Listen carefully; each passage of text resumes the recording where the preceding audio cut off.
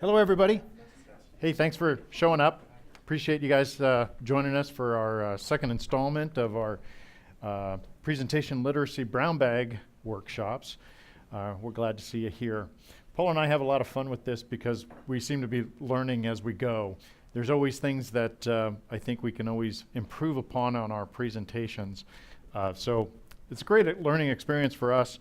I wanted to give you a little bit of the rundown for what we're going to do today.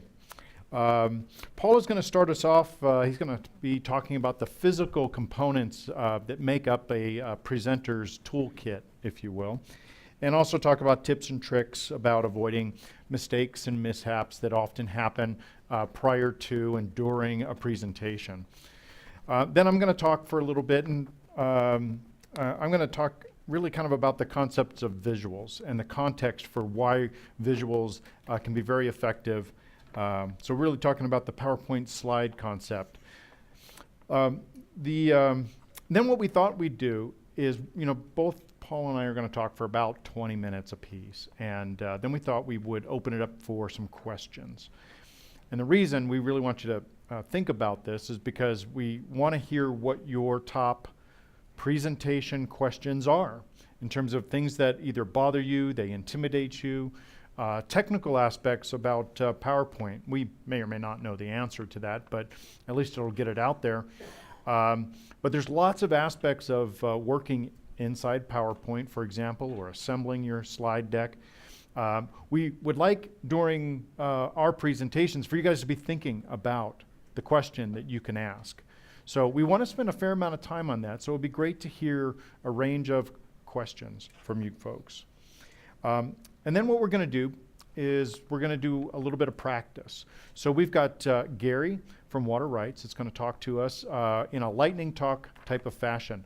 We're going to give him a mic. We're going to make him stand up in front of you. He's got 3 minutes to convey his point, and then we're going to take some time after he talks to tell him how well he did, right? No pressure there. No pressure. No pressure. Okay.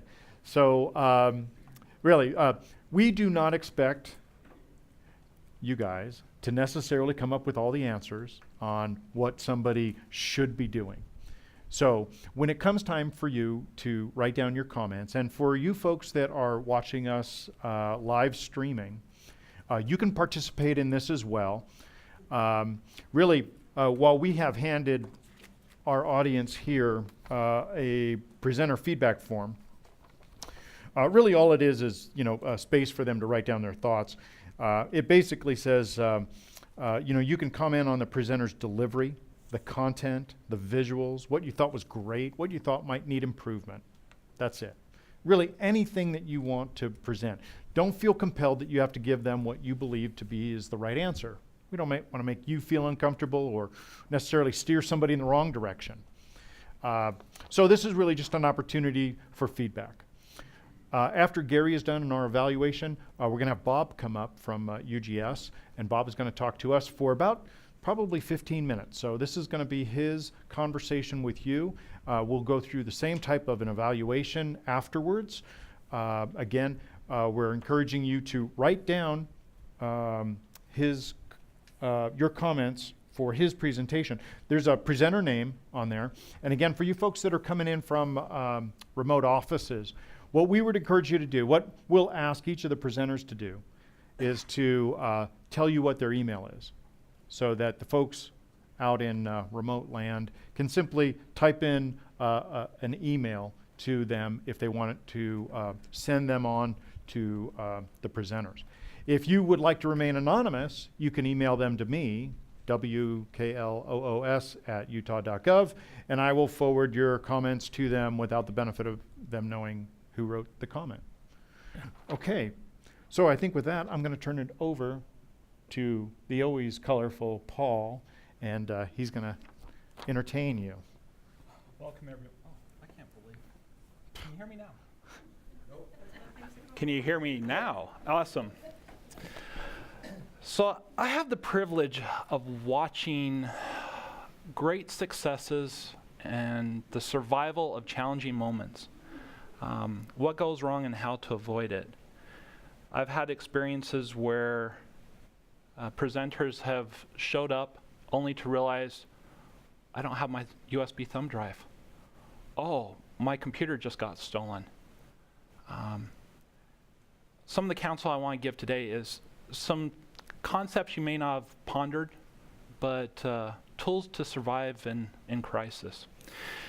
I'm going to be hopping a little bit inside of PowerPoint. Now, although I'm using a Mac, these principles apply to the various versions of Microsoft Office, whether it's on Windows 7, Windows 10, and even mobile devices.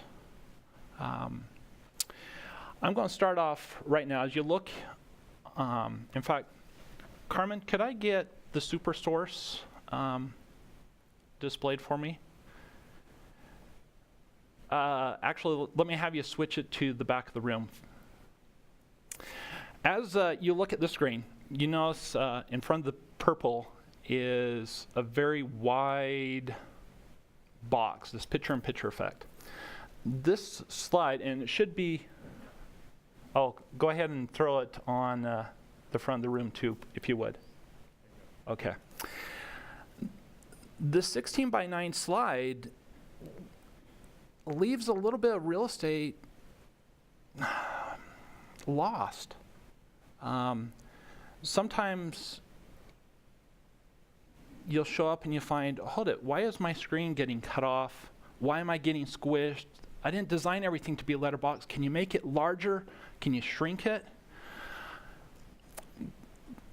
Go ahead and switch it from this picture-in-picture back to Cam 2 if you would.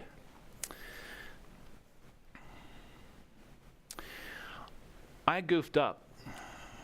All the presentations today are 4:3. I did mine 16 by 9. So I thought I'd show you how to switch around back and forth. As you look on screen, you can see my PowerPoint. And you notice this 16 by 9 aspect. I am going to go into, there we go, page setup. So any of your existing presentations, if you need to change them, this is where it all begins. You can see the slide is sized for 16 by 9. If I scroll up, I can switch it to 4 by 3. This will become apparent as I click through here. Do you want to scale content up or content down? How many of you in the room have been to a presentation and you're like, wow, that doesn't quite look like on the display? Starting off your presentation or your preparation, asking the question, where am I presenting? Is this going to be in a conference setting? These monster screens, is this going to be in our little conference room that there's a TV on a cart? It's helpful to start at the beginning of where will my visuals be displayed. A lot of our projectors, a lot of our projection screens are 4 by 3. When you look at the screen to your left, you notice the unused real estate below and above? That's a 4 by 3 screen. The television on your right, that's a 16 by 9. As we go through my presentation, you'll see some what not to do. I just want to plant that seed up front. As you create the visuals, what is your audience consuming? I'm going to select to don't scale. That could be ugly. And let's go ahead and start it up. Again, welcome. It's a pleasure to address you. Let me start into my topic. Ooh, that's supposed to say have a technology plan. Maybe I chose poorly. Having a chance to do a run-through. You show up at this conference, there's, how many folks were at the water conference down St. George of those keynote sessions? 500? 600? 1,000 folks? That's a strategic moment. Asking the conference organizers, what size, aspect ratio, will this be on a projector? Will this be broadcast live? Identify up front kind of what's on the other side, that audience aspect. If you are hosting the presentation, expect that phone call. Now, we had some meetings in here last week that the thermostat said 63 degrees. I think that might have been generous. I was cold, and I love cold weather. Is it too hot, too cold, too bright? Can you see the screen? In those keynotes at the water conference, were they using PowerPoints?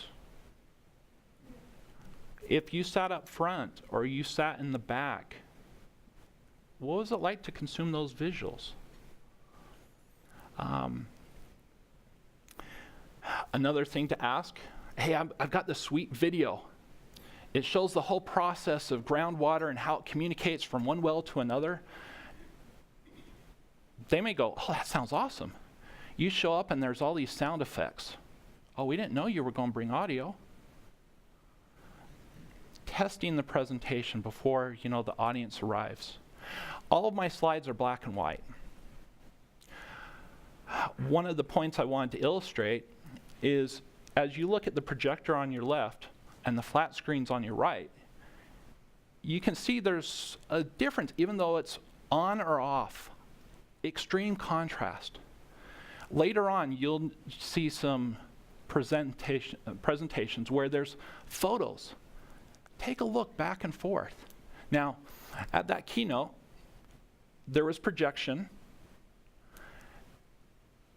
Maybe some things didn't quite snap out. Maybe it's time to take that photo and do a little photoshopping.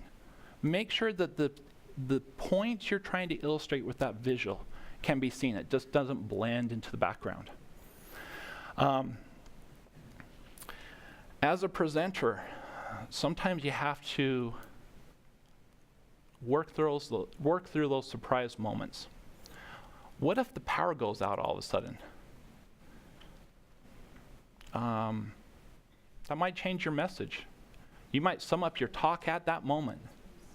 Or in a smaller setting, hey, let's go out onto the patio and let's continue talking about that, the topic. In the technology front, we have several generations of technology still in use. You don't see slide projectors get pulled out of the bag too much.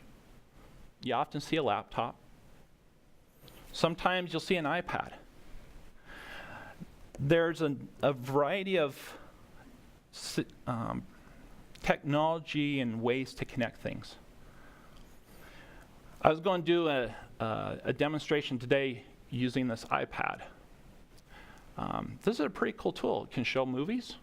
It can show PowerPoints, keynotes, whatever graphic.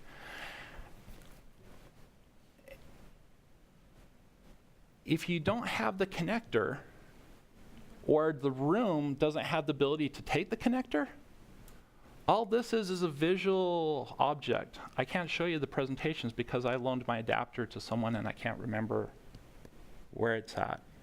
I think it was me, Paul. I protect the guilty and innocent. It happened. You might have an adapter that goes bad. Again, asking whoever's hosting, hey, will you have all this stuff for me? They will probably, if it's 1,000, member audience, they will probably have a plan A and a plan B. The connector of choice today is digital, and it comes in two different formats. One of them is HDMI. The other is what's called DisplayPort, and I'm going to try and hold this steady. If you guys could zoom in on this. The DisplayPort connector right here, rectangular in nature, it looks kind of like a supersized USB with an angle cut out of the side. If you could throw the camera up on the screens in the room, please. Camera 7. Thank you. So Sorry, I've got to move my hand to the left and think right. So this DisplayPort connection can be adapted into, sorry, I thought I had the cable right here.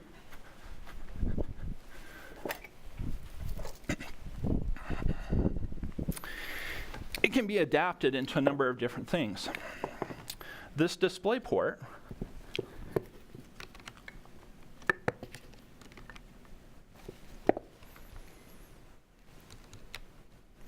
by the way, anytime you're working with the connector, if it doesn't feel right, stop, take a step back, don't force it.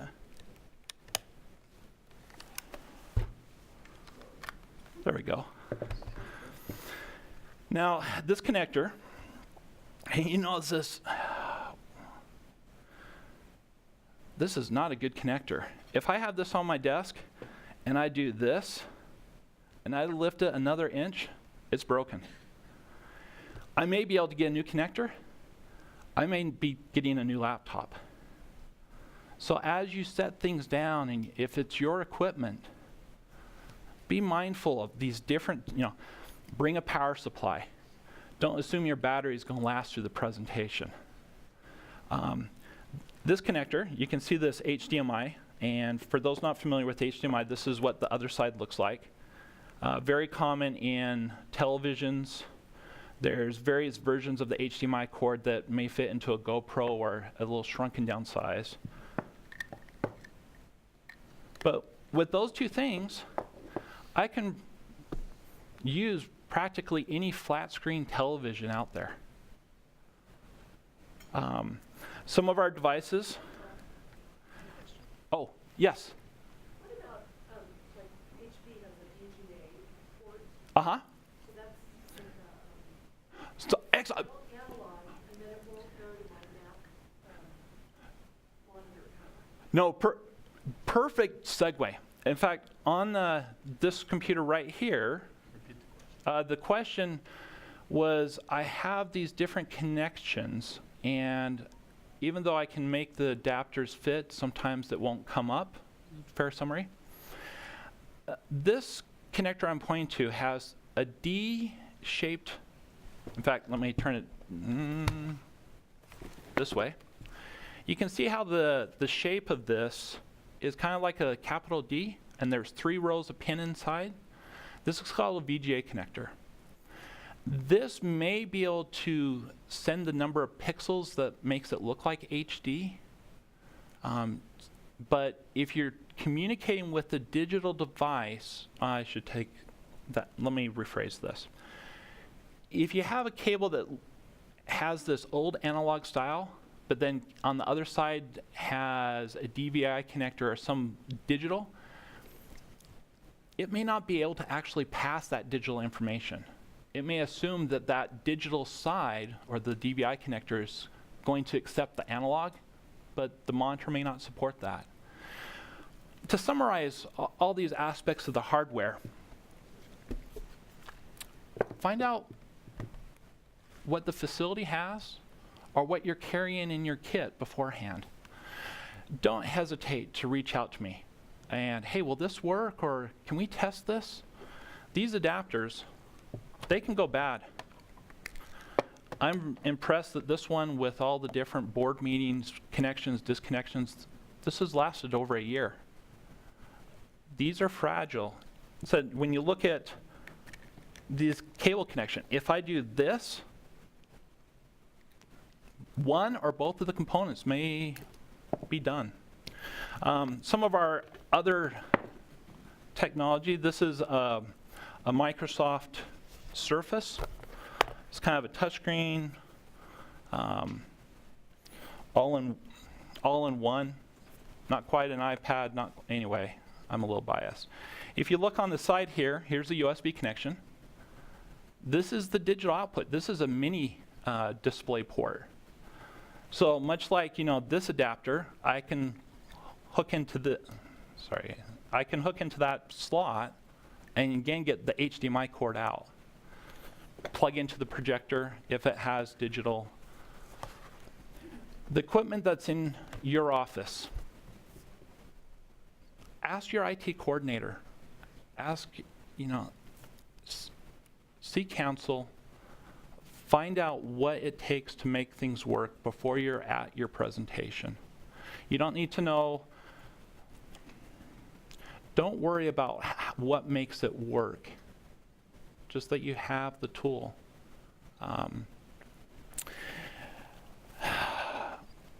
Before I move on, any feedback on the technology aspects of the computers and the cables? Did I beat it to death? So many things can work in a tight situation, but if you don't have the resources with you, there's only so many stores within so many minutes that you can go to save the moment.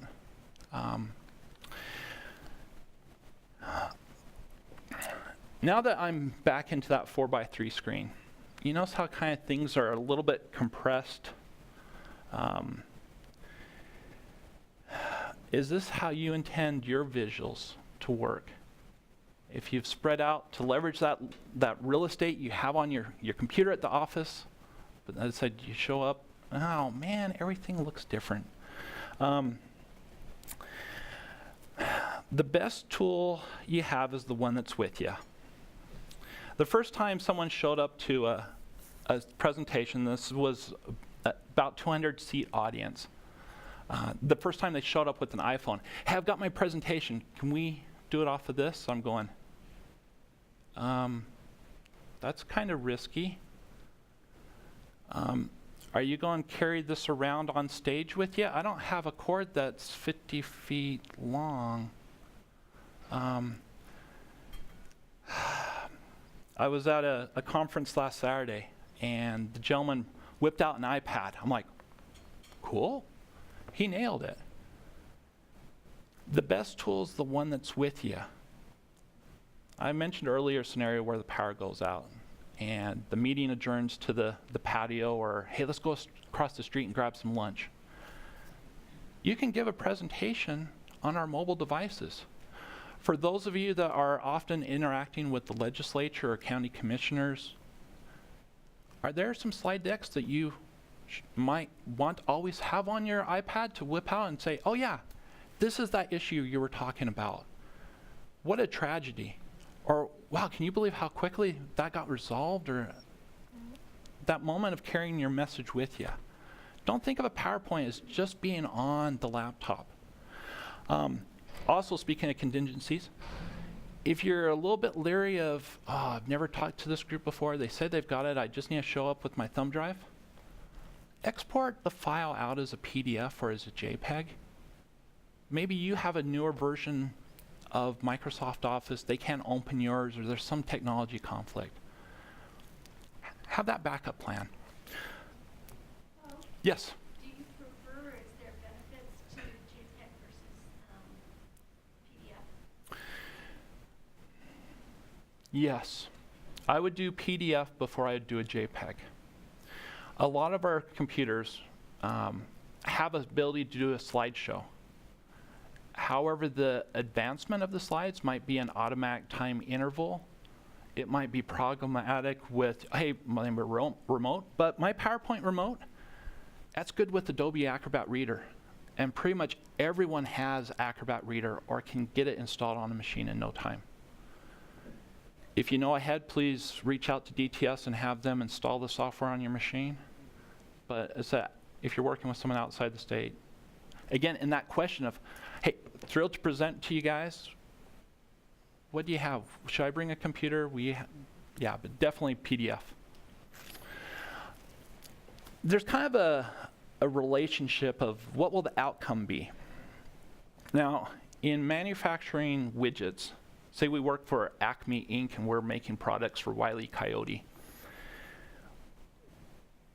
That's a horrible example, but if I'm ordering, pick your favorite product out of the Acme catalog, I can get really quick, but the cost may go up. I can get really quick and it stays the same cost, but the quality probably goes down. That same aspect with your preparations and the technology.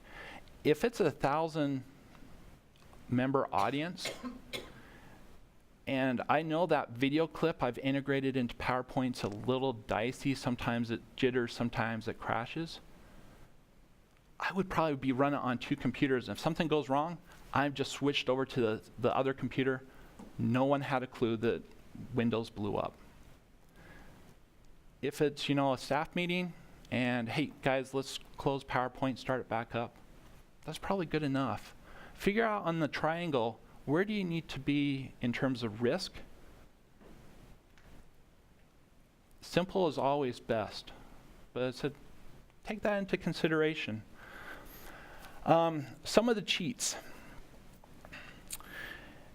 Could you, Mike and Carmen, if you would switch to the presenter's view for the screens in the room. Perfect. On the super source, if you'd also flip me over to camera 2, please. I want to explain presenter notes and some things you may not realize.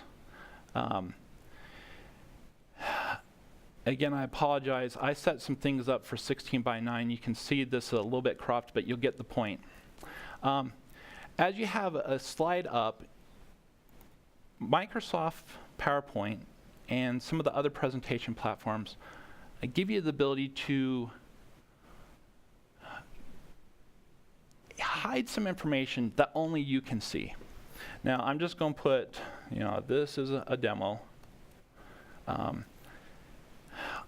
That might be I'm looking at the same image you're seeing in front of me. I was like, oh man, maybe I need to get my glasses checked, but I can go in here and make this a little bit larger, make this a little bit smaller. One cheat sheet. If I've got 20 paragraphs of information tied to my visual, maybe small isn't good. I might want to enlarge now. As I take this,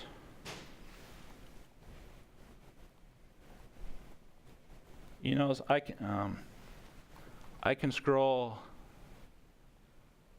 up and down in it, but if I'm out in front of everyone and I've got my PowerPoint clicker, maybe I need an assistant to scroll or do a different technique. I can also go in here and resize things. Maybe I don't really need to see my image that much, but the text is really important. Or the aspect of what's my next slide coming up? Oops, I'm giving away my presentation, but just don't accept the window in PowerPoint is static. Try dragging stuff around. This is a very useful tool. In this configuration, where we're displaying both the PowerPoint screen to the audience and the presenter's view, I've got a little unique hardware situation set up. If it's just you and your laptop, this works really slick. Again, if you have questions, let me know. This is a fantastic tool. If you go ahead and switch back to the PowerPoint, please. Oh, hey, yeah, perfect. Who knows about Command P? Command P, well, in some of our earlier laptops, there was a function key and some F keys. You stand on one foot and you toggle it and it'd switch between this screen, duplicate screen, or that, and your projector, or just and every manufacturer was different. Microsoft caught on to this and made a universal command. If you hold the Microsoft key and the letter P, you can see where it will flip up and you can switch between some of these modes. You don't have to know, oh, I'm using a Dell, I'm using an HP. Windows has several useful command keys. Command L locks the screen. So if you're walking away from the computer, headed out to grab lunch, you can just do Command L. Command R initiates run. Command D. Anyway, there's a slew of them, but Command P, if you're stuck in a moment and things aren't working, reach for it.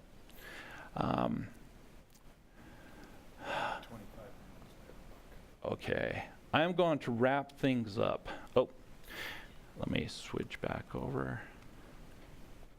By the way, as I clicked off of PowerPoint, my PowerPoint remote stopped working because it was now trying to click on the other app. So if you have to do something, make sure you click so your remote will work again. Or click the next slide. Wade is going to talk about aspects of better visuals. If some of these concepts fly too quickly or are overwhelming, go back and watch. There's some really exciting content ahead. I want to finish up on the last slide of your PowerPoint. It was great talking to you. I hit that click button, all of a sudden something happens, and now you're seeing my computer. Stick an extra blank slide at the end. You don't get that surprise moment. Oh, now you're seeing the desktop. That's not the presentation you wanted to give. End it on a high note. With that, Wade, let me switch over to you.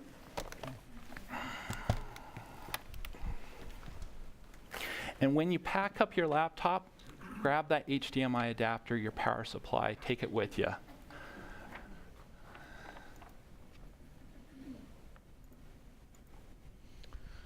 Okay, thanks, Paul.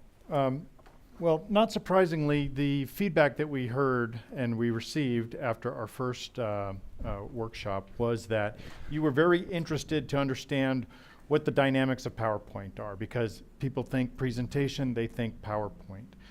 These are all things that seem to be pretty interesting to you guys. You were curious about what it takes to build a slide deck. What are some of the design issues? What are some of the foundational reasons why and when you want to introduce some visuals? So let's kind of start this off with this concept in mind. So I find it really amazing, though, that our eyes and people in general can really perceive so many complex things visually. For example, this image, and I think you can qualify as an abstraction, but you can put the pieces together. Here's another one. People can see what they want to see, even if it's hidden or obtruse. And then I couldn't pass up the opportunity to throw an absurd word in there and deal with the Obama toast. So why would I show you these visuals? Is this what you're going to put in your presentations? No. But I did it because this illustrates how easy it is to really plant a seed in someone's head. You all saw the goddess, but still it's the middle of an orange. But you were able to perceive that because people are heavily influenced by what they see. And this is fundamental to how your audience is going to learn about what it is you have to say.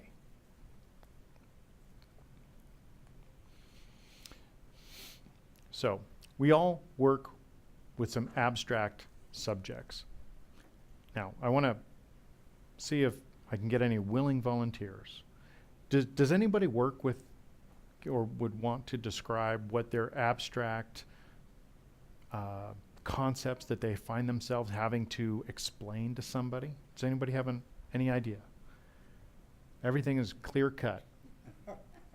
Yes? The particulars of conservation easements, some legal encumbrance on some of them. Okay. So how would you go about describing that? Well, you're Talk about the benefits to them. What does it do? okay. As far as the So there's legal requirements involved in a conservation easement that, so these are like legal things, and there's also some spatial components to that too, isn't there? Because you're describing something that exists on some parts of land, but not other parts of land. This is where pictures really help to connect your words with visual concepts. So the combination of the visuals that you choose and your words help to connect the dots. So here's an example that I think applies to DNR. Over half of the Uinta wilderness is infected with beetle kill. Okay. We probably have that as a stat somewhere. Somebody probably spends a fair amount of their time working on such things as forest health. But until you can kind of piece together what that might actually kind of look like in your head, these are things that, again, they go really well. It's like, okay, you've got the spoken word and you've got the visuals that bring these concepts together. Watershed restoration is an abstract concept. Does it mean that we are bulldozing every single juniper tree in sight? Some people would like you to believe that, wouldn't they? But that's not really the case. So good images help you tell a better story. So it's not by accident that when Mike Styler finds himself in front of the legislature, we show immersive images. We don't fill a slide filled with text that explains in detail what we do and how we do it. So, what else besides photographs could you bring to bear to help you in your presentations? Illustrations or diagrams, they're great to reveal the concepts and the details involved with what it is you're trying to convey. So they're pretty simple as long as they're not too complex. Graphs and charts gives us the opportunity to show your data in a simple way. So we've probably all seen charts and graphs.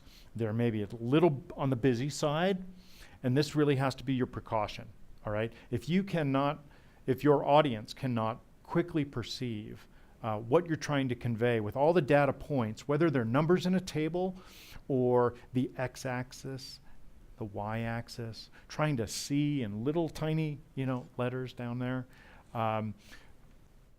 I would make the case that there's probably a good chance that you can really remove most of the numbers, because really whether the top bar on this was 100, 500, 650, you don't need any numbers with maybe necessarily the bars that came before it, because really you're just showing magnitude and scale.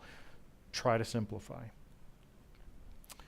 Maps are always great. You guys know I kind of deal with maps on a regular basis, and I think that they can be a great tool for showing relationships, the scale of things, the location of things. And this might be a good map to generally state where the state of Utah is inside the nation, maybe our political disposition. But it may not be good for many other things. And so what I would caution you is, just because you have access to an already made map does not necessarily mean it fits your audience and the message that you have. Things like scale bars and legends often become unreadable. And so with that, if you are not making mention of what is red in this graph, what is purple in this graph, or this map, remove that. It's just extra noise. You don't need that.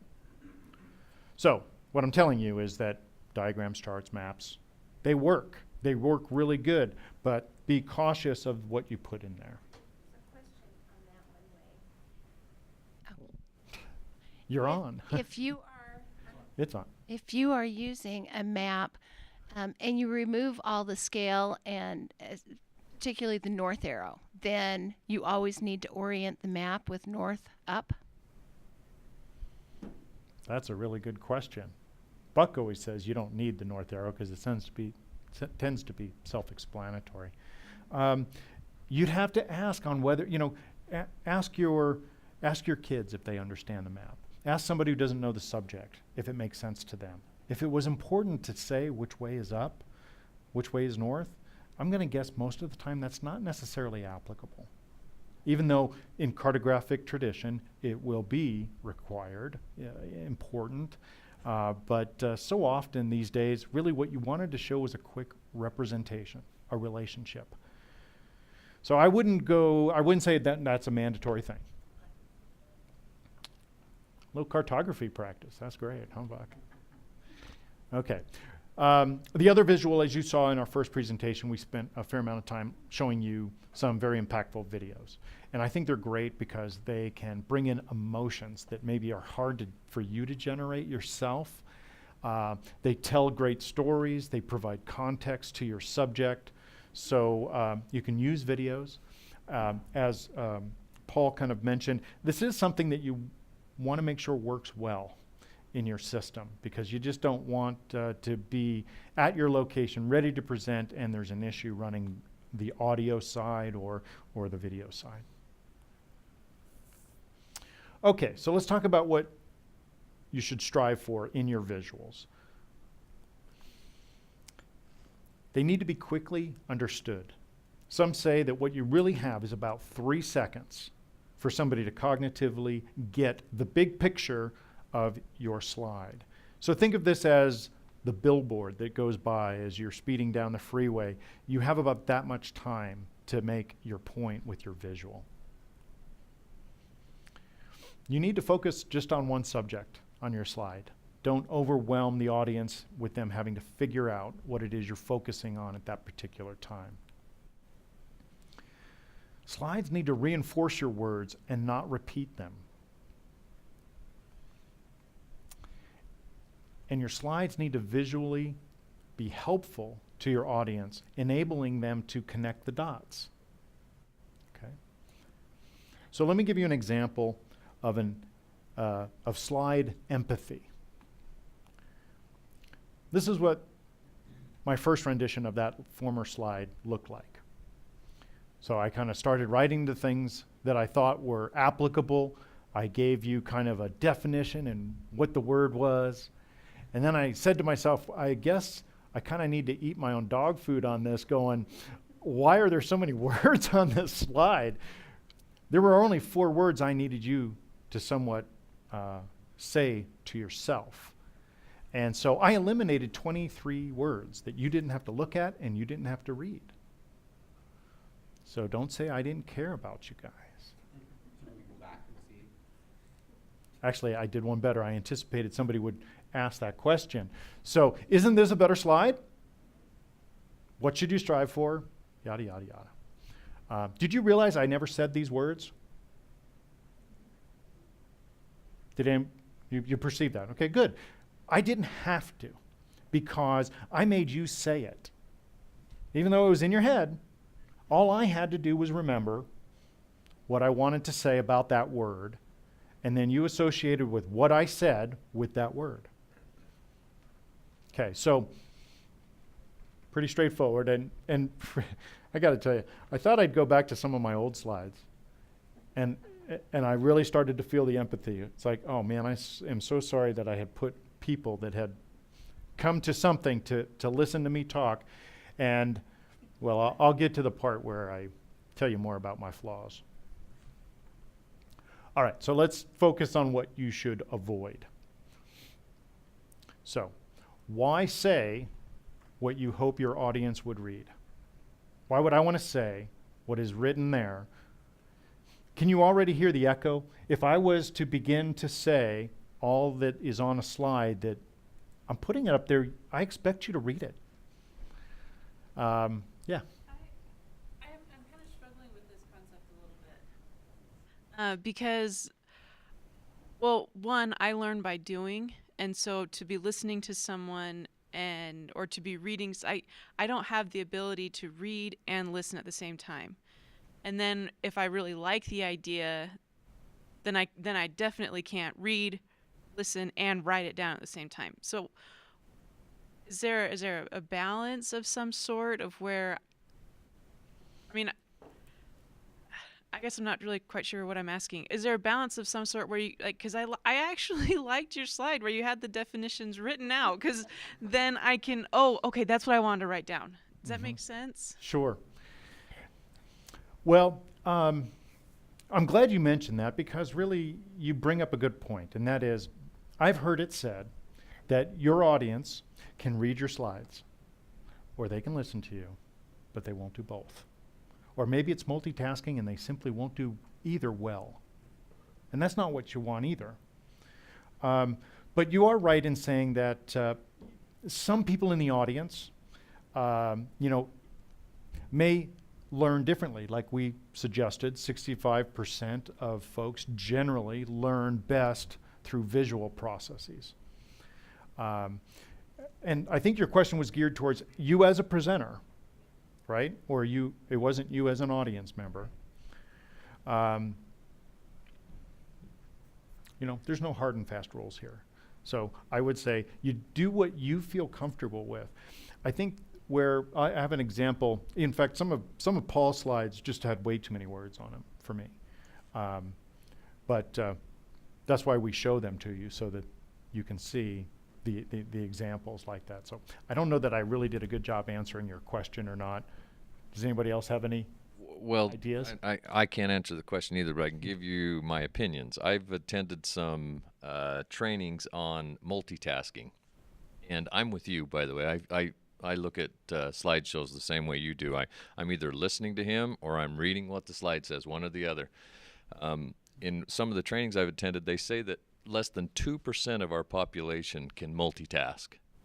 And so one of the things I've tried in my presentations when I have a busy slide, because some of them need to be busy, is I'll actually stop and say, hey, let's read that slide for a second, and then I'm going to talk about it. But I want you to understand what's on that slide, so let's look at it, let's read it together, and then let's talk about it. Because there's a lot of people like me and you that, 98% of the population are like me and you that can't multitask and do both. And I think we think people can and they can't. So. Yeah, thanks for that. I can appreciate that as well. Wade, if I could add one other element. Yeah. One of the best presentation I've attended in the last few months was one where the presenter offered his slide deck to the audience. And at the very start, he said, don't worry about taking notes because I've already taken notes. It's a separate handout, but if you want to go in depth, here's all that information. I went, wow, I don't have to write down all this technical stuff. I can just be present and enjoy the experience, listen and learn. Okay. However, there's another side to that. Depending on what your slide is, sometimes our intent is to educate, and we have to put a lot of facts out there. However, I would suggest that, for example, this PowerPoint that I'm giving you, I would not give this to you because it's not the same without my words. So I'm striving to give you the visuals that are necessary for you to cognitively retain what it is I'm trying to get across to you. But they may not make complete sense to somebody who sees only them. So there's always a couple of ways to go with that. I'll talk a little bit more about some of the other problems associated with busy slides. So I am really guilty of this. I have done slides that help me give a presentation. And in this case, this is really not kind to your audience. This is really about making slides for yourself, the speaker, and you're making your audience endure the shortcomings that you may not be fully prepared to give this presentation or give much thought to the way in which the audience needs to be taken on a journey, a story, something that is meaningful and actually entertaining, because that seems to be what audiences expect today, just like in movies and things like that. You want to be entertained. So if you need help remembering your content, then you use tools like Presenter View, cue cards. Those are all possible to do. These are all things that, if you're filling your document or your slides with way too much information, it just becomes confusing. You have kind of the opposite of, remember the Einstein quote we shared at the first workshop? Make everything as simple as possible, but no simpler. So you're kind of going against the grain if you begin to fill that up. I would say that if you have the need to put a lot of content in there, think about it. You're really putting a report out there. Print the report. Give it to people. They will be so happy that you did not read a report to them. So these are some of the things, again, I just wanted to leave this fairly simple. 4 things for you to remember about things to avoid with regards to your slides. So here's an example. This is not unlike many slides I've seen before, I've made before. And I think it all goes to that feeling of, please tell me there's not many more like this, right? It's really too much text. It's really kind of hurting my eyes to even attempt to try to read this crap. And just give me the handout. But please, please, please, don't stand there and read that sucker. Because I can do that, right? So this is what I strive for in my own presentations, is to really not ever produce another slide that looks like this. It's really easy to get diagrams that do the same thing. They're just too busy. They show too many facts. This CEO who gave this would like you to understand the end game. And I'm not even sure what the game it is that we're trying to play. And I don't work for the company, but I don't think we want to be in a position to have to explain our graphics in detail. What about this one? So this graphic really just has too many concepts on it. Too many things to draw their attention. Obviously, it's cloudy with a chance of rain. So keep this in mind. Having no slides is better than having bad slides. It's okay to have you be the entire focus of your talk because you capture all their attention. A lot of TED Talks don't even have slides. So just keep that in mind. Okay, so what we knew that we could not cover everything that is PowerPoint, everything that is slides. There's lots of topics out there, things like colors, contrasts, fonts, and things like that. This is the time where we'd like to have you recall what questions that you'd like Paul and I to spend some time to answer. And again, we are just interested to ensure that we kind of cover the bases here. So please throw a few questions out at us. Yeah. Yeah, just a simple question about font size. Okay. For a room like this, if we were, projecting from the front, Okay. what are, I guess, kind of your recommendations for As big as possible. Yeah. As big as possible. I don't think I have shown you any fonts smaller than 20. I think that titles like this, closer to 24, 28, are, and you had some that were 80 and ran off the screen. That was your technology plan? And a lot gets into what is that display. This is a 65-inch screen. Really small for where you're seated. Where Craig is seated, it's like, yeah, don't put a bigger one there. This room, probably the largest I'd use would be an 80 or 85-inch. But in that, audience of several hundred, too small. So a lot gets into not the font size that appears at your desktop during creation, but where it's played. And maybe that's something you adjust on the fly. It really gets into the layout, how to keep that visual simple, and what's most important. basically then, if it looks good, if it looks good on the screen at your desktop, and not too cluttered, that should project well if people are sitting 100 feet away or something. Yeah, usually it does. Keep in mind that the text that you might put down here may get cut off by the room configuration. People can't see through other people's heads and things like that. So you might remember those little cues I sent out to you guys with regards to hashtags so that you can see what I wanted you to see? The orange goddess. They were all up here because I just didn't know if I put it down here that it would come out. Okay, so good question on font size. And you should also probably not have too many more colors, 2, 3. Maybe you use the third color as as an emphasis, you know, the highlight of a color. So you don't want too many colors either in your palette.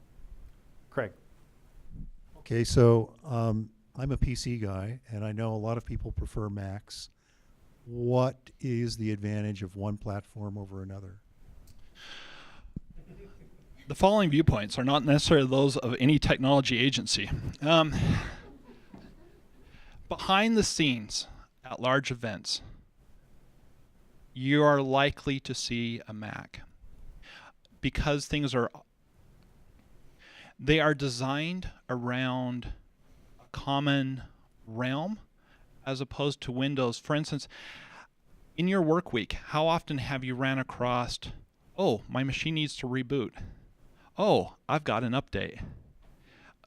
The philosophy between the two different platforms is a little different. Mac are more human-centric versus code-centric. The hardware typically has higher performance, better video cards. You pay for it.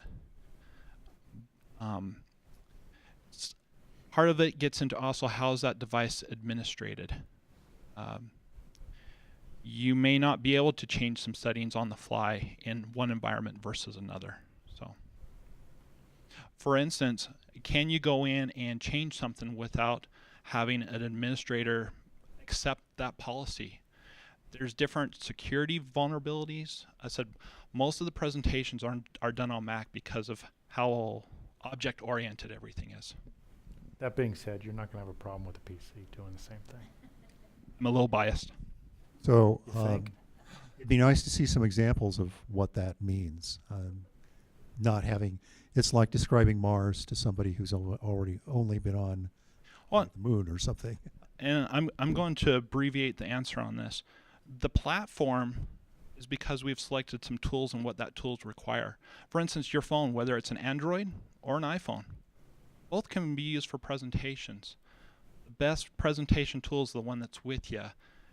And let me take it offline, and I'll be glad to go as high level or low level, but let's not turn it into a Windows versus Mac, because it's not appropriate for me to voice an opinion. Yes, So, let's see here. it's on. It's on. So you mentioned, I guess with figures, I guess your recommendation would be less is more. Then, is that right? Yes. I mean, there comes a time where you have to present data. Do you have a good rule of thumb on how much and how little? You mentioned legends, get rid of legends, and numbers, get rid of numbers, those types of things. I mean, eventually, some audiences might need numbers. Yeah, sure. It does depend on your audience. I mean, if you're talking to a set of peers, let's say you're a biologist and you're giving a biology assessment of an area, they're going to have an easier time understanding the numbers. So chances are you wouldn't have to be as discriminating relative to what you choose to show. But I would say in general, you need to tell a story. Let's say your slide is filled with numbers. You're going to be moving people through your numbers a little bit. So maybe you include an animation that will highlight the number you're on, then highlight another number that you're talking about. And so that way you're drawing their attention into, so that everything else becomes a little bit of noise, but they can focus on the story that you're telling about the data. The data has to contribute to your compelling story. And so therefore focus the content and focus their attention with a highlight, for example, and maybe you use animation just to move you through. That makes sense. Okay. Yes. I just wanted to echo that. I was at a public meeting last week, and it was fairly controversial. There was a large portion of the audience that was frustrated, let's say. And one of the slides that was shown was a very large graph. And I'll say that the person, and it wasn't me, thank goodness, but it was the person hadn't prepared. They didn't check what that slide looked like in that setting with that projector. And so the numbers were hard to see.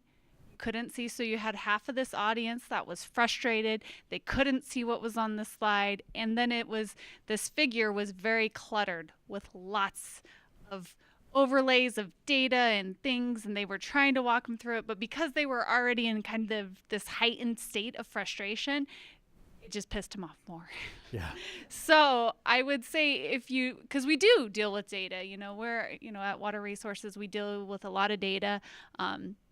Is you walk them through it, you take out, you start with a really simple slide or your first thing, and then you overlay it with another layer of data. You layer it and you story it to get your message across. And I can't tell you, I presented the next day at another meeting and I checked the slide and I was like, ooh, because I remembered how there was this controversy and I was like, ooh, I can't read my text. And so you always got to make sure you can read everything. And it looked great on my laptop, but not on the projections. The other thing I would say is orientate them. Say, on the y-axis, you have this, and it's in this unit. And on the x-axis, you have this. Especially because those tend to be the smallest numbers on the screen. Exactly. Don't expect your people to read it. If you can help them interpret it, that's a great advice. Yeah. Okay, well, yeah, last one. Sorry for asking this, but I am really curious, and it does cause a lot of conflict. What is the official policy on the DNR slide deck versus making your own slide deck? Well, I'm glad you brought that up. I think we all probably appreciate the fact that it might be a little long in the tooth and could benefit from a refresh. Quite honestly, I'm not sure there is an official policy on that. I don't think we force anybody to use it. I think that's a fair statement. What I don't know is, even I've seen the presentations at the legislature, which you'd think would have the greatest amount of executive exposure, be in different formats. So I can tell you this, that Paul and I, through our efforts now, will be working with Nathan, our PIO, our director, our communications director, and Darren to talk about maybe a refresh.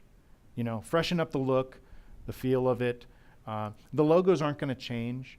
The idea that the colors can change and the layouts could change. I think they do need a refresh. So stay tuned on that. Okay, we'll work on that one. One of the intents with that template when we went through the rebranding was to educate on that branding. As you look at some of our relationships now, wherever we go in the state, they see our state symbol, our division logo. They know who we are. That helps us in our messaging. So some of those, if you're concerned, I would say ask. But as you look at your presentation, that aspect of what is the branding signature you're offering instead of, this opportunity. Yeah. Okay, we're going to jump right into our first presentation with Gary. Gary, when you come up, give us your full name, your division, your title. I think it might be interesting to understand what your intent is with this 3-minute. Sometimes it's educational, sometimes it's persuasion. And then give us your email so that anybody listening in can send you comments. I'll see if I can remember all of that stuff. So my name is Gary Brimley. So my email address is garybrimley@utah.gov. And I work for the Division of Water Rights, and I'm in the adjudication section. And it's really hard. I'm not an expert at this, so I'm telling you from a non-expert point of view. Maybe an expert would say it's really easy, but I'm saying it's really hard to prepare a 3-minute presentation. This lightning round. So if I go over if I get to 5 minutes, tell me. Let me know that I've gone way over. Okay. So I'm up here to tell you a little bit about, well, first of all, why we adjudicate. What do we do? What's the adjudication? So the adjudication is to get the unknown water rights on the record and to define all existing water rights. That's kind of our intent. So Have you ever heard about this 80-year-old outstanding court action in the 3rd District Court called In the Matter of the General Determination of Water Rights? No. It's still out there. It's an unresolved court case. It was an action between Salt Lake City and it was originally an action between Salt Lake City and maybe about 2,000 water users, and the court said, this is not enough. We need to include everybody in the drainage from the tops of the Provo River down to Utah Lake up to the bottom of the Jordan River. So what if you received a summons in the mail telling you that you are a member or a participant or somebody that belongs in this court action? What would you do? Think of how many phone calls our division is receiving on a daily basis because of all the summonses we're mailing out to all the people that live in Salt Lake County over the past 6 months that we've been really ramping this up and going gangbusters and getting stuff done. And now turn your mind to what it means to you. So the reason I'm standing right here today is because I'm practicing for our April 3rd presentation on the list of unclaimed rights. The list of unclaimed rights is a list of water rights that are of record. There are applications, there are certificates, we know about them, that go unclaimed. So a person is told or gets notice that they need to file their claim, and if they don't do it, it gets published on this list of unclaimed rights. And the list of unclaimed rights is kind of that middle part of this action. The first part was, guess what, we're doing it. The middle part is, you didn't file a claim. And the last part is, those who did file a claim get their water right recognized and validated. So we're at the middle part with this list of unclaimed rights. And why I want to tell you about it is that it's one of the most important parts. It's a cutoff point where the group of people diminishes from every property owner, everybody in the subdivision, everybody that got a notice. The group is now stopped at the list of unclaimed rights, and only those who are participating, who are filing a valid water right claim, and who actually have a water right, only those are going forward from there. So we trim the group down from about 10,000 to about 200 after this point in the process. I'm probably at my 3-minute mark. To wrap up, I just want you to know that what you should do is if you feel like you have a water right, now is the time to stand up and object to the list of unclaimed rights or be a participant in this process and see if you're going to move into that reduced group of the couple hundred who are participating versus the thousands who drop out at this point. Thank you. Thanks very much, Gary. Okay, so hopefully you folks took the time to write down just a couple of observations. Does anybody want to volunteer to share their observations with Gary right now? Great. So the example that you used, the 10,000 down to 200, was great because, yeah, that sticks in your head and it makes a really good impression of how many people will act and how many people will not. Great. Anybody else? Okay, just one second. Yeah, just a question. How do people actually know if they do have a water right that they should be pursuing? Is that something you want to try to address? That's great. Okay. Knowing that you don't have to answer it right now. Gary, I just wanted to say, I think your presentation style was really effective. You're cheerful, you're engaged with your topic, and you seem helpful so that, if people do have questions, you seem like you're ready to, answer their questions. So I thought that was real effective. Great.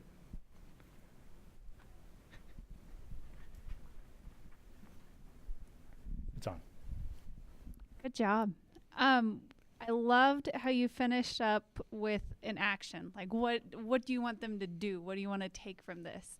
It kind of really pulled everything together. So it was really good. Okay. So I have a couple of comments.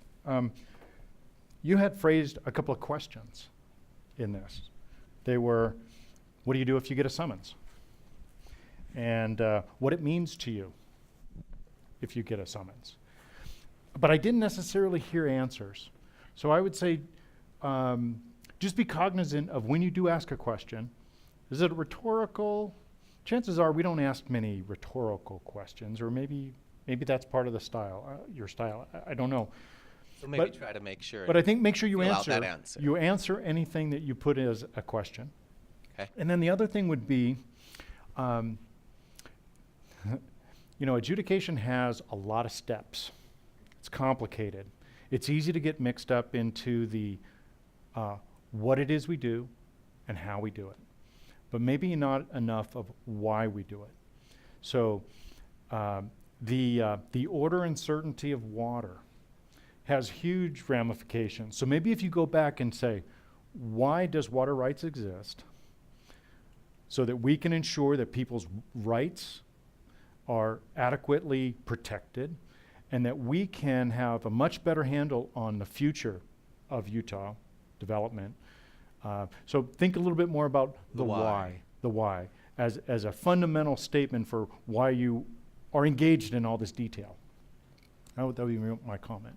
Thank you. Thanks, Gary. Appreciate it. Okay. Bob, come on up. Bob is going to talk to us about a great subject. And he's going to talk for about 15 minutes or so. And if you can just, again, while he's talking, write down your comments. We'll have just a little bit of time after to run through some quick feedback for Bob's benefit. If you guys could all pass your Gary comments to your right, we'll collect them for Gary, okay? All right, so with that, I'll hand it over to Bob. Great, thank you. I'm Bob Beek. The last name is B-I-E-K for your forms here. And I work up at the Utah Geological Survey. Email is bobbiek@utah.gov. So what I want to do today is, it's kind of an informative talk, I guess. I want to share with you our newest discovery of the largest landslide that's known in the world. And I imagine everyone here has probably driven from Salt Lake City down to St. George on I-15. But I want to show of hands here for people that when you got to Beaver and on to Cedar City, did you know you were driving across the remains of the largest landslide known in the world? Anyone? Just Buck. I knew Buck would know about this.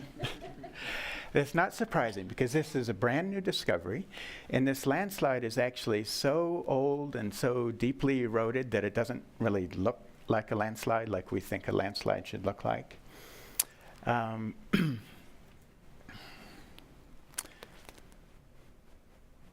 It's still, at the same time, it has really significant importance for our science of geology. And so what I want to do today is give you a sense for how a landslide that is larger than the state of Delaware, and here's Delaware to scale, just to give you a sense for how big this thing is, how that can remain hidden in the landscape in this day and age, despite all the research that has been done in this area over the years. And I want you to think about the implications of that.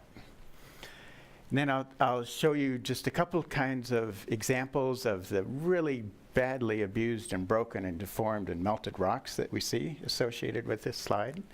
And then talk briefly about why, how it might have formed and why it's important. So we're talking about the Marysville volcanic field. And this volcanic field was active about 30 to 18 million years ago. Today it just consists of the very deeply eroded remains of volcanoes and Yellowstone-like calderas. And I like to think of this landslide, we call it the Markagunt gravity slide, after the Markagunt Plateau where it was first discovered, parts of it were first seen. And gravity slides are really just a exceptionally large class of landslides. We put the word gravity in front of there because it kind of sounds more important that way, actually. But what I like to think of this slide as is this thick wedge of volcanic rocks. It's a couple kilometers thick up in the Tusher Mountains above Beaver. And it's a wedge that tapers to the south. But this slide moved catastrophically from north to south.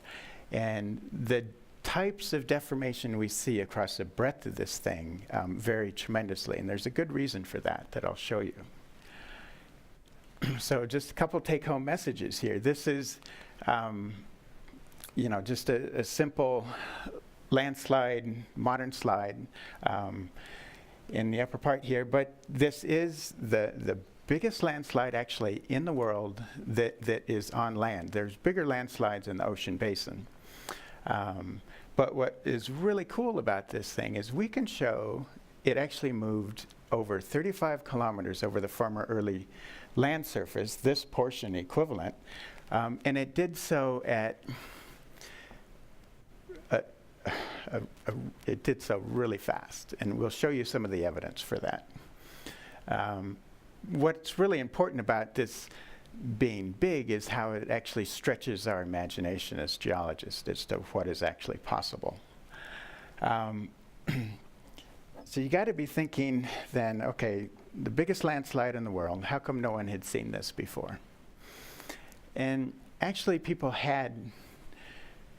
Let me back up here, just to give you a sense of the scale of this thing. If we superimpose the outline of this landslide on the central Wasatch Front to scale, you would see it would stretch from Ogden down to Provo, and from Tooele Valley over the Oquirrh, through Salt Lake Valley, over the Wasatch into Park City. This thing is just tremendously big. We figure the volume of that landslide is enough to fill the modern Grand Canyon to the rim. That's just a lot of rock involved in this thing. And so now you should ask yourself, well, how come no one had seen this before, if it's that big? And in fact, people had seen parts of it before. And the first parts were discovered in the early 1970s by a student that was working under the direction of John Anderson out of Kent State University.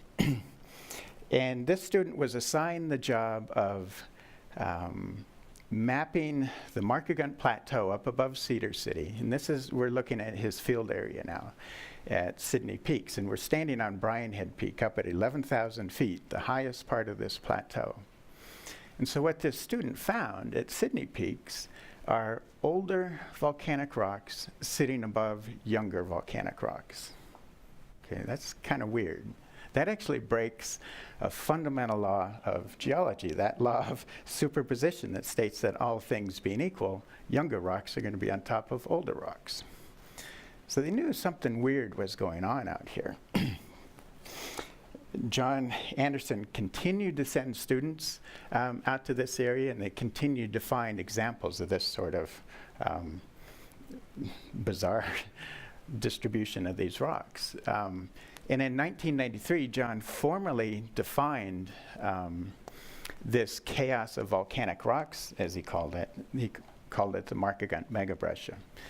And he attributed it to landsliding of multiple ages and causes beginning about 20 million years ago. Now, at the same time that work was going on, in those distant mountains, the Tusher Mountains, the U.S. Geological Survey was working out there. And they discovered and mapped a feature they called the Red Hills Shear Zone, a zone, a low-angle fault that separated the volcanic rocks from the underlying non-volcanic rocks. And they didn't really have a good idea of why that might have been. But what this reminds me of is that allegory of the blind men and the elephant. I mean, in the beginning, this thing was just too big and too strange for any one person, any group of people to understand. And this is kind of where I come into the picture here. In 1995, all of that research came to a halt. through funding budget cutbacks at the U.S. Geological Survey. All that research was put in the bottom drawer and forgotten about. And so that's where I come in here about a dozen years later in the late 2000s. I was assigned the task of making a geologic map of this area between Cedar City and Bryce Canyon. And so I resurrected some of that old data and I filled in the holes. This was a 4 or 5 year project to cover this territory. And in the second year of that project, I found exposures near Penguich Lake that had really big implications for what we then thought was this Mega Breccia. And so I want to show you a couple examples of the types of deformed and beat up rocks that we came across. And this is one example of that. This is a hammer ringing hard volcanic rock that we call the Iceland Formation. It's an ash flow tuff that is actually broken into sand and gravel sized pieces and then re-cemented. But look at the base of this, that really sharp planar surface, that's a fault contact, and this layer right there is what we call a Basal Breccia that no one had seen before. And that breccia consists of broken up ice debris and what's underneath it. And it actually behaved as an overpressured fluid at the base of this slide, and it allowed that slide to move these long distances. And it was then injected as clastic dikes up into the base of this flow, these kind of red zones in the flow that you can see there. And that base itself is actually really well exposed. And it is grooved and striated. It's got indicators that tell us from what direction that landslide moved. They're like skid marks on the base of this landslide. All of those features, that broken rock, that basal layer, the dikes, are diagnostic evidence actually of landsliding versus some other geologic process. But the discovery that really kind of took our breath away here came a few years later in 2013 when a colleague, David Hacker, discovered a really neat rock. It's a friction-generated melt rock on fault plains near Penguich, near the town of Penguich. So we're looking at his discovery site. There's 2 different rock layers here. And you notice that contact between them. That's anything but a normal contact. It is actually lined with an obsidian-like glass. And that glass is present. Well, it's present on the fault zone, and then it's present in these dikes in both the lower plate and elsewhere in the upper plate. And those dikes are anywhere from, a few inches to about a foot thick of pure glass. And this is actually really amazing stuff. It's called a pseudotacholite. It's kind of a strange word, but there's only 2 instances we know of where this kind of rock is found. One on the deeply buried portions of fault zones, like the Wasatch Fault, and also through impact events, big meteor impact events. This is the first reported occurrence of this rock type in North America, and it's one of the few examples actually known in the world.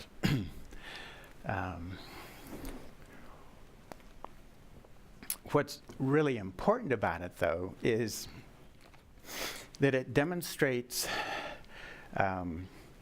high slip rates on these faults to generate enough friction to actually melt that rock. And if you think about that, we've got actually researchers at the U of U that are kind of addressing this question now. Well, how fast did this landslide move? And the best we know now is that, let's time travel back to 20 million years ago. If you were driving on I-15 from Beaver to Cedar City going the speed limit 80 miles an hour, this thing would have screamed over the top of you. So it's pretty neat to think about. And so what we think is going on, here's our little landslide up in the corner here. And in our Markagunt slide shown in this block diagram in green, like a modern landslide, it consists of different parts that show different styles of deformation. We've got this breakaway area where we see extensional deformation. We've got this bedding plane slip surface where blocks are simply being translated along with not a lot of excuse me, not a lot of internal deformation. We've got the ramp where we see extreme compressional deformation where it ramps up onto the former land surface. And on this former land surface is where we find these older on younger rocks. This is where John Anderson and his students worked. And this is where the USGS worked, where they saw that fairly simple translational sort of movement. This is where we find the pseudotacholite at the ramp, where things just really get crazy and deformed.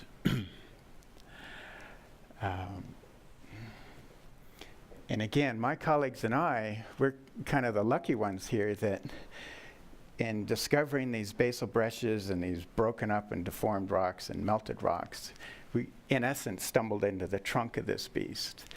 And so we knew that the Markagunt Mega Breccia and this Red Hill Shear Zone were actually part of something much, much larger and more interesting. So this is kind of what I think is going on. This is a geologic map.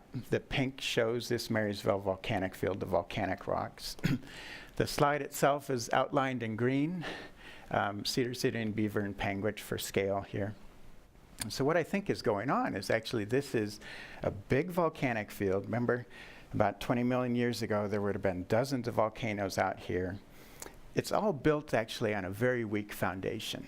And during the later stages, the evolution of that field, as it's growing and inflating and tilting, something caused that slide to happen. We don't know exactly what it is yet.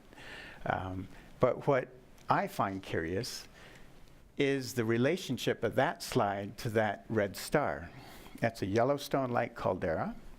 And we're working right now on trying to constrain the timing of that slide and the eruption of that caldera. But it's an interesting problem that we're working on. But the implications of this then, to me, are that other volcanic fields elsewhere in the world could hold evidence of these really exceptionally large gravity slides that we just have not yet found. This is 60 miles from north to south. This thing is insanely big.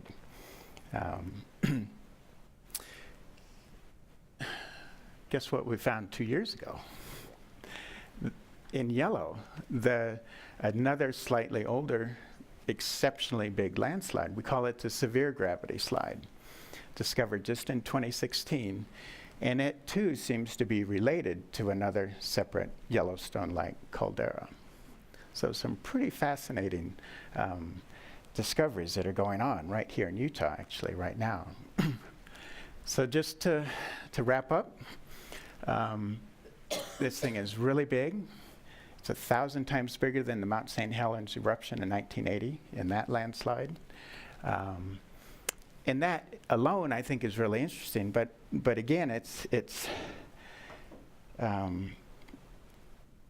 we now know that not just individual volcanoes can collapse, but entire volcanic fields. And so that's something that geologists, I think, are going to be looking around the world at in the coming years. And it's these really cool rocks that tell this story. You can go out and actually see those in the field. And yeah, I mean, there's a lot we still don't know about this. These are brand new discoveries, actually, and pretty exciting to work on. So I'll just leave it at that. And I kind of wish I had prepared this talk before we had this session today, so I would have learned a few tricks. But anyhow, I appreciate any feedback that you've got. So Great. Thanks a lot, Bob. Does anybody want to share their comments for Bob? Well, I'll start. I really appreciated the fact that this was a scientific subject and Bob was willing to dumb it down so that it could be generally absorbed by lay folks. So I loved any reference of something that I can relate it to. Filling the Grand Canyon. I got that. That's a visual and analogy that I can understand. I like the elephant graphic because, again, that's an allegory that we can relate with. And yeah, he stumbled upon the trunk. That's a great a great use of, a concept, a mental construct to describe a very abstract thing that you can't go out and just see what it looks like. Right. So I appreciated those things. Okay, good, thank you. Yeah, yeah. I really liked that you put, I don't know how big Delaware is. It's been a long time since I played. It's Volcanic. pretty tiny when you look at it. And so I compared to really Utah, appreciate that but you put sure. Delaware on the map, so I could see like, oh, okay, Cool. that helps me put it in perspective. But what I mostly liked is how much you enjoy this topic. It got me interested in it Cool. because I could feel how much that I could feel you had so much more you wanted to talk about, but because of my limited understanding, you had to kind of tone it back so that I could understand. Anyway, I loved your passion for this. Great, no, thank you. Appreciate that. I actually liked too those same things. I liked the outlining the slide area along the Wasatch Front because that gives me real context, even though Right. I am familiar with Cedar City, Beaver, Penguich. Seeing it overlaid on the Wasatch Front Yeah. was more meaningful to me. Cool. And I too liked that your passion, but you held back. You didn't have to tell us all that you knew, all that you know. Right. You only shared with us what we could absorb. Cool. Right. Thank That's you. a good observation. Yeah. Yes. Yeah, that was great. I felt like I was engaged the whole time and could hardly wait to hear, the explanation. Cool. Is this working? I think so. Okay. One thing I keep thinking about is instructions I had from somebody, my husband actually, who gives a lot of public speaking. That he said he gave me guidance. He said, when you're giving a talk, first tell the people what you're going to tell them, then tell them, and then tell them what you again. told them. Yeah. And I keep kind of thinking about that, and I think in a way you did that, and I think it's effective because you sort of introduced it. It's this giant slide, and then you went into the details, and then Right. at the end you Right. summed up. Okay. So I just thought I'd sort of throw it out there and ask people, is that too repetitive, or is that a good, effective way? I think it can be, especially when you're talking about perhaps a complicated subject. Does anybody else have any comments? The only thing I would want to, if there was an area that could use improvement, you kind of struggled sometimes with a couple of key descriptive words around the speed, really fast. This was your earlier 3 takeaways. So I would say that is worth you exploring how to memorize those 3 points and articulate yourself very, very well. So really fast is really cool, but it's also very, maybe not as descriptive as you want. You want impactful words. Right.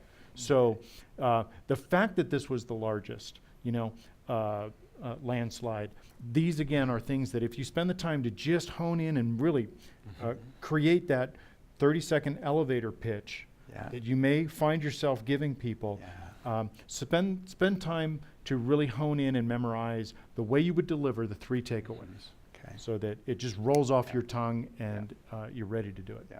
Good point. Okay, guys, I think we're kind of out of time, a little over time. Thank you for staying. Appreciate it. And please pass your comments over to Bob and Gary, please. And again, for folks that are listening in, please feel free. Bob, did you give your email? I did. Yeah. Okay. You mentioned it. Okay. All right, so we're good. So we'll sign it off. Thanks.